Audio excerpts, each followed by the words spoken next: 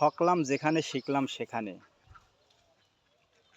আপনি মনে করেছেন যে আপনার বিপদে অন্য কেউ সহায়তা করবে কিংবা এগিয়ে আসবে, তাই না? পসিবল। এটা ভুল ধারণা।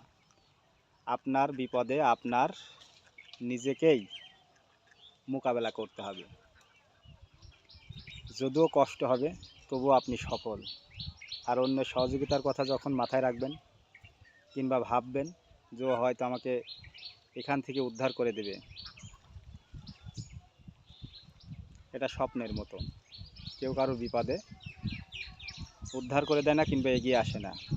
সাময়িক যেটা করে ওটা লোক দেখানো।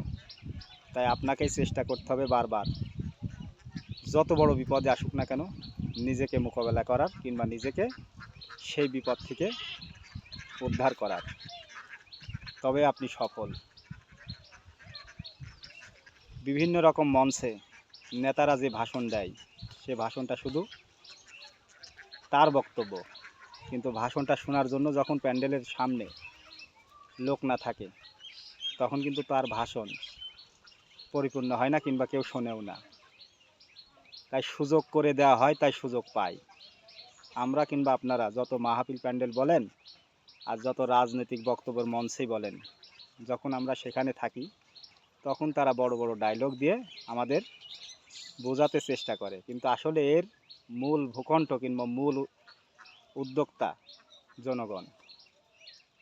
তাই আপনি যতটুক চেষ্টা করবেন আপনার ততটুক সফল হবে কিংবা সফলতা আসবে। প্রিয় ভিউয়ার্স, কথাগুলো হয়তো আপনাদের বোঝাতে পারি নাই। কথাগুলো বুঝবেন, যেখানে ঠকবেন সেখানেই বুঝবেন। যদি কেউ আপনাকে প্রতিদিন খবর রাখে কিংবা খবর নেয় আপনার, তাহলে জানবেন যে ওই ব্যক্তি আপনার প্রিয় কেউ না। কেন প্রিয় না?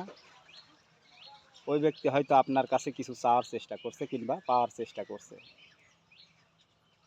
আপনি যখন ওই ব্যক্তিকে বাজাবেন কিংবা তার ভারাত্ম সম্পর্কে জানতে চাবেন, তখন তার কাছে টাকা পয়সা চাবেন কিংবা কোনো বিপদের কথা বলবেন, দেখবেন ঠিকই সে তার মতো করে নিজেকে গুটিয়ে নিচ্ছে।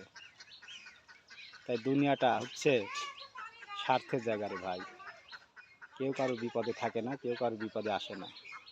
যার যার বিপদ তাকেই মোকাবেলা করতে হয়, এটাই বাস্তব।